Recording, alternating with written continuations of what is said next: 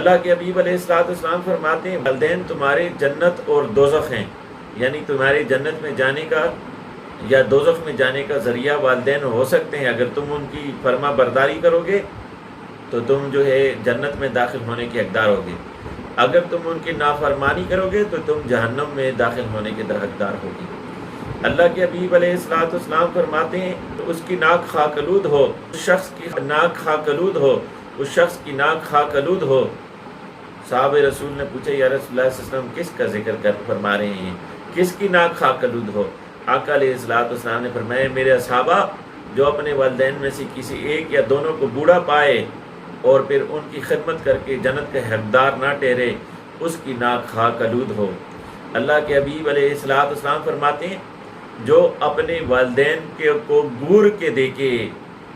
اس نے اپنے والدین کے ساتھ کوئی نیکی کی ہی نہیں، یعنی اگر بہت سی بلائیاں نیکیاں بھی کی ہوں، بڑی خدمت بھی کی ہو، لیکن اپنے والدین کو غصے سے نفرت سے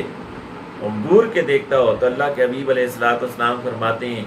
کہ اس نے جیسے اپنے والدین کے ساتھ کوئی نیکی بلائی کی نہیں۔ آقا علیہ السلام فرماتے ہیں میں اس سے بری اور یہ مجھ سے بری۔ آقا علیہ السلام فرماتے ہیں جس گھر کے اندر والدین میں سے کوئی بوڑھا ہو جائے اور اولاد شفقت اور محبت سے اس کی زیارت کرے تو اس کو ایک بار دیکھنے پر مبرور حج کا ثواب ملتا ہے۔ ایک صحابی رسول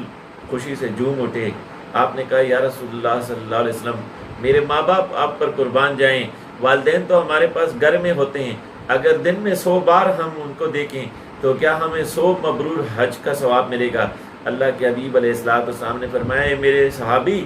میرے رب کی رحمت میں کے خزانوں میں کوئی کمی واقع نہیں ہوتی، تو اگر ان کو 100 مرتبہ دیکھے گا رب تعالیٰ 100 مرتبہ شفقت اور محبت سے دیکھنے کی وجہ سے تجھے 100 مبرور حجوں کا ثواب عطا فرمائے گا۔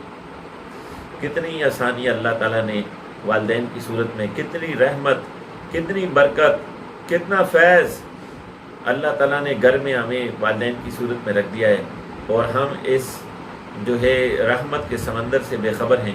ہمیں چاہیے کہ والدین کی خدمت کریں اور جتنا ممکن ہو سکے ان کی ہر طرح سے ان سے شفقت اور محبت اور رحمت کی نظر سے ان کے لیے دیکھیں، اور جب وہ ایسے بوڑھے ہو جائیں کہ ارذل عمر کو پہنچ جائیں، یعنی کہ معذوری کی عمر ہو،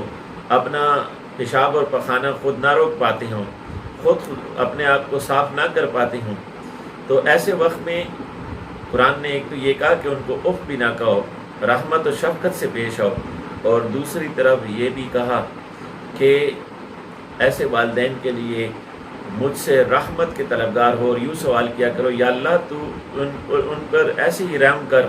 تو ان پر ایسے ہی رحم کر جیسے انہوں نے اس وقت مجھ پر کیا، جیسے جب میں اس قابل تھا کہ مجھ پر رحم کیا جائے، یعنی بچپن میں جیسے انہوں نے مجھ پر رحم کیا، یا اللہ ایسی تو آج ان پر رحم فرما۔ اس طرح سے والدین کے حق میں دعا کرنی چاہیے۔ اللہ کے حبیب علیہ السلام فرماتے ہیں جو شخص والدین کا نافرمان ہو، وہ دوست جو اس بات سے مایوس ہو گئے ہوں کہ میرے والدین تو فوت ہو گئے اور میں نے اپنی زندگی ان کی نافرمانی میں گزاری، ان کی فرما برداری نہ کی، ان کی خدمت نہ کر سکا، اب مرنے کے بعد میرے اوپر تو یہ دروازہ بند ہو گیا، ایسا نہ ہو کہ اللہ تعالیٰ جو ہے وہ مجھے جہنم میں ڈالے، ایسا نہ ہو کہ اللہ تعالیٰ مجھے اس کی سزا دے، تو سنیں لا تقنطوا من رحمت اللہ، رب فرماتے اپنے پاک کلام میں میرے بندو میری رحمت سے مایوس نہ ہو۔ اللہ کے حبیب علیہ السلام فرماتے ہیں جس کے والدین فوت ہو جائیں اور وہ اپنی زندگی میں والدین کی فرما برداری خدمت نہ کر سکا، وہ ان کے مرنے کے بعد ان کے حق میں دعا کیا کرے، ان کو ایصال ثواب کیا کرے، ان کے حق میں درود اور فاتحہ پڑھا کرے، اس کا ایصال ثواب کیا کرے۔ اللہ کے حبیب علیہ السلام فرماتے ہیں اس کے والدین کو جب وہ تحائف پہنچیں گے، وہ ہدایت پہنچیں گے، وہ خوش ہوں گے اور اس سے راضی ہو جائیں گے، اللہ بھی اس سے راضی ہو جائے گا۔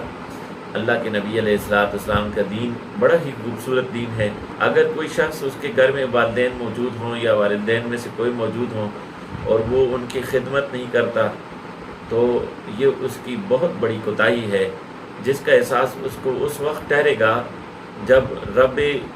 ذل جلال اس سے اس بارے میں سوال کرے گا،